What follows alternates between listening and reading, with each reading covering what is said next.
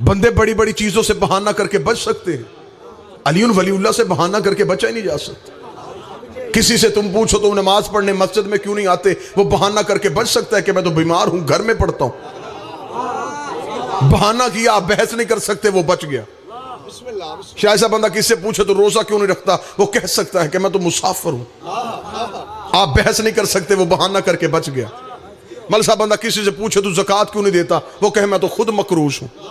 बहाना किया, बच गया। तू हज पे क्यों नहीं गया, मेरे तो घर बेटी ब्याहने के लिए बैठी। बहाना किया, बच गया।